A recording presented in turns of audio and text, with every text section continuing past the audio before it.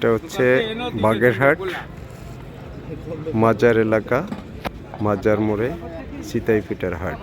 এই যে একদম সিরিয়াল দিয়ে পিঠা বিক্রি করতেছে সবাই। পিঠা উৎসব হয়। এই যে পিঠার সরঞ্জাম দেখতে পাচ্ছি। এই যে এটা হচ্ছে শুটকি ভর্তা, শুটকি মাছ ভর্তা। এটা হচ্ছে, এটা কি ভর্তা? হ্যাঁ, এটা ধনিয়া পাতা কত সুন্দর ঢেকে স্বাস্থ্যসম্মত করেই রেখেছে। এটা আর এটা সরিষা ভর্তা, বিভিন্ন ভর্তা, সরিষা ভর্তা এটা। আর এটা হচ্ছে শুটকি ভর্তা, শুটকি চিংড়া মাছের ভর্তা। আর এটা হচ্ছে ধনিয়া পাতা।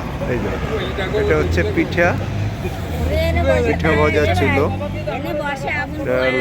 এই যে সিরিয়াল দিয়ে এটা পিঠা বাজার, আসলে সেরকমই মনে হচ্ছে।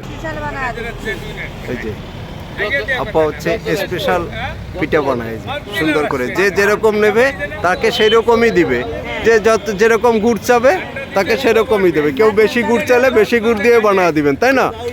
আবার যে একটু নারিকেল বেশি চাবে তাকে বেশি নারিকেল দিয়ে বানিয়ে দেয়। একদম রুচিসম্মত খাবার, যে যেরকম চাবেন সে সেরকম পাবেন।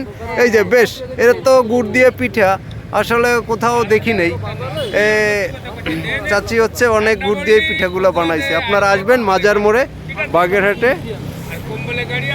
এখানে আসলে আপনার হচ্ছে বিভিন্ন রকমের পিঠা পাওয়া যাবে। চিতাই পিঠা, ভাপা পিঠা এবং বিভিন্ন প্রকারের হচ্ছে আপনার মশলা দিয়ে বানানো হয়। যে দেখালাম আমি, ধনিয়া পাতা বাটা, তারপরে হচ্ছে শুটকি বাটা, সরিষা বাটা, বিভিন্ন মানে মশলা দিয়া আপনি খেতে পারেন, মশলাজাত দিয়া পিঠা খাওয়ানো হয়।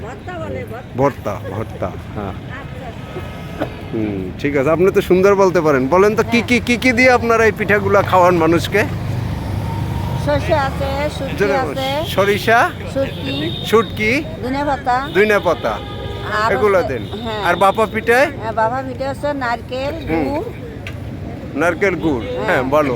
এটা আচ্ছা, মিঠা পিঠা, মিঠা পিঠা সব কিছু।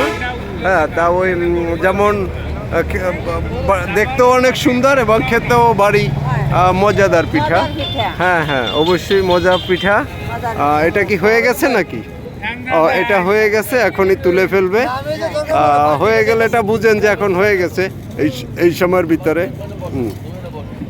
চিতাই পিঠা এই অনেক লোকজন আসে, এসে এখানে পিঠা খায়। সবাই আসবেন, এখানে খেতে পারবেন। সুন্দর সুন্দর পিঠা পাওয়া যায় বাগেরহাটে মাজার মোড় এলাকায়।